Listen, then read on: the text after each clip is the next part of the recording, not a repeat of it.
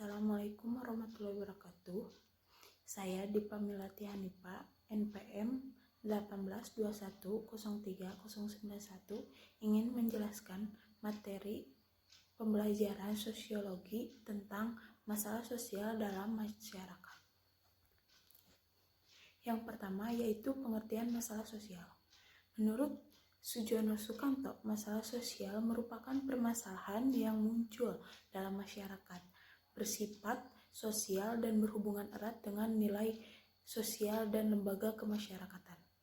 Masalah sosial adalah suatu tindakan sesuai antara unsur kebudayaan atau masyarakat yang membahayakan kehidupan kelompok sosial. Jadi, masalah sosial adalah suatu permasalahan yang muncul pada masyarakat yang mengakibatkan kemiskinan di mana-mana. Selanjutnya akan menjelaskan ruang lingkup masalah sosial. Yang pertama ada ruang lingkup individu. Masalah sosial dalam ruang lingkup individu terkandung timbal balik pada seorang individu yang kurang terbuka terhadap dirinya sendiri kepada orang lain. Masalah seperti ini dapat diatasi dengan nasihat, curhat, introspeksi, ataupun motivasi yang membangun mental seorang individu tersebut. Yang kedua ada ruang lingkup keluarga. Masalah sosial dalam ruang lingkup keluarga dapat diatasi dengan musyawarah. Musyawarah di sini berfungsi untuk menyelesaikan masalah yang ada di dalam keluarga. Masalah sosial ini dapat diatasi dengan saran atau masukan dari kerabat ataupun keluarga. Yang ketiga, ruang lingkup masyarakat. Permasalahan sosial dalam ruang lingkup masyarakat terjadi karena kondisi masyarakat yang kurang ideal dan kurang harmonis. Permasalahan sosial ini dapat diatasi dengan adanya pemimpin yang bersikap tegas dan bertanggung jawab terhadap masyarakat. Yang selanjutnya ada faktor penyebab terjadinya masalah sosial. Yang pertama ada faktor ekonomi. Faktor ekonomi adalah faktor yang sering mendorong terjadinya masalah sosial karena ekonomi adalah hal yang paling utama dalam kehidupan masyarakat. Maka dari itu, kita harus merubah perekonomian masyarakat dengan membuka lapangan pekerjaan. Yang kedua, faktor budaya. Faktor budaya berkaitan dengan attitude atau perilaku manusia. Faktor budaya juga mengakibatkan perceraian ataupun kenakalan remaja dikarenakan pergaulan yang sangat bebas. Yang ketiga, faktor biologis. Faktor biologis berkaitan erat dengan kondisi fisik dan kesehatan. Biasanya timbul akibat adanya ketidaksesuaian keadaan lingkungan yang menimbulkan ketidakstabilan seperti adanya wabah penyakit menular. Yang keempat, ada faktor psikologis. Faktor psikologis sangat berhubungan dengan masalah pola pikir suatu masyarakat atau pribadi tertentu yang bersinggung dengan tatanan kehidupan sosial, seperti adanya transgender ataupun homoseksual. Selanjutnya ada masalah sosial yang sering terjadi di masyarakat, yaitu yang pertama, kemiskinan. Kemiskinan secara umum didefinisikan sebagai kondisi seorang ataupun yang tidak mampu memenuhi hak dasar untuk mempertahankan dan mengembangkan kehidupan yang bermartabat. Secara ekonomi, kemiskinan diartikan sebagai kekurangan sumber daya yang dapat digunakan untuk memenuhi kehidupannya. Di sini kemiskinan dibagi menjadi dua. Yang pertama, kemiskinan natural. Kemiskinan natural adalah kemiskinan yang timbul karena terbatasnya jumlah sumber daya dikarenakan tingkat perkembangan teknologi yang sangat rendah. Kemiskinan struktural merupakan kemiskinan yang terjadi karena struktur sosial yang ada membuat anggota kelompok masyarakat tidak menguasai sarana ekonomi. Yang kedua, ada kesenjangan sosial. Kesenjangan merupakan keadaan sosial yang tidak seimbang dan disebabkan oleh adanya kesalahan fungsi dan dukungan anggota sosial.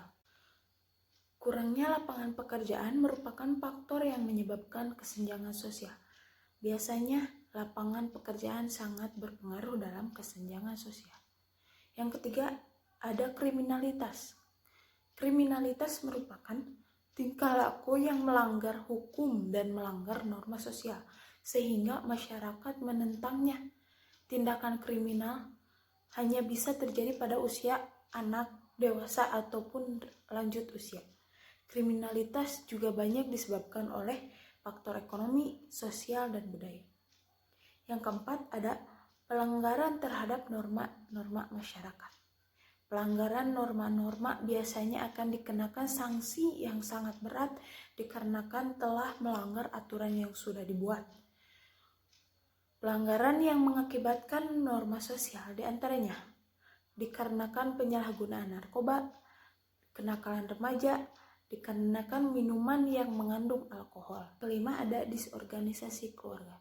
Disorganisasi keluarga terjadi karena konflik peranan sosial atas dasar perbedaan ras, agama, ataupun faktor sosial ekonomi.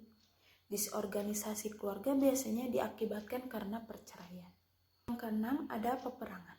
Peperangan adalah suatu masalah yang dikarenakan adanya masalah yang bisa mengakibatkan peperangan. Peperangan biasanya disebabkan pertentangan kepentingan dan pemaksaan kehendak. Yang ketujuh, anak jalanan. Faktor utama yang bisa menyebabkan anak usia sekolah memilih jalanan adalah ekonomi, lingkungan keluarga, lingkungan tempat tinggal, dan media massa. Akan tetapi, faktor yang paling utama adalah perekonomian yang kurang memadai. Solusinya, kita membuat lapangan pekerjaan bagi orang dewasa dan bagi anak-anak kita membuat tempat belajar agar bisa mendapatkan pengetahuan yang lebih baik dan bisa berkembang sebaik mungkin. Selanjutnya yang kedelapan adalah masalah pendidikan. Masalah pendidikan biasanya banyak yang mempermasalahkan dikarenakan tidak adanya biaya untuk pendidikan. Maka dari itu kita harus merubah tatanan masyarakat menjadi berkembang dan bisa meraih pendidikan yang diinginkan dengan adanya lapangan pekerjaan. Yang terakhir, kesembilan, masalah lingkungan hidup. Sesuai dengan Undang-Undang Nomor 32 Tahun 2009, lingkungan hidup adalah kesatuan ruang dengan semua benda, daya, keadaan, dan makhluk hidup termasuk manusia dan perilaku yang mempengaruhi alam itu sendiri. Yang terakhir ada pemecahan masalah sosial. Yang pertama ada metode yang bersifat preventif dan represif. Metode yang bersifat preventif merupakan cara pengulangan masalah sebelum masalah sosial tersebut terjadi. Metode ini sulit dilaksanakan karena harus didasarkan dengan penelitian. Metode yang bersifat represif adalah proses penanggulangan secara langsung terhadap masalah sosial yang sedang tumbuh dan dirasakan oleh masyarakat. Yang kedua, secara interdisipliner. Untuk mengatasinya, tidak dapat diselesaikan dengan ilmu sosiologi, tetapi juga dengan ilmu hukum, ilmu ekonomi, maupun ilmu psikologi. Yang ketiga, ada perencanaan sosial atau social planning. Perencanaan sosial didasarkan pada fakta menurut hasil penelitian ilmiah yang bukan berdasarkan pengalaman praktis atau penilaian penghitungan. Sekian materi yang saya sampaikan. Bila ada yang mau bertanya, silahkan. Bila tidak ada, sekian dari saya. Wassalamualaikum warahmatullahi wabarakatuh.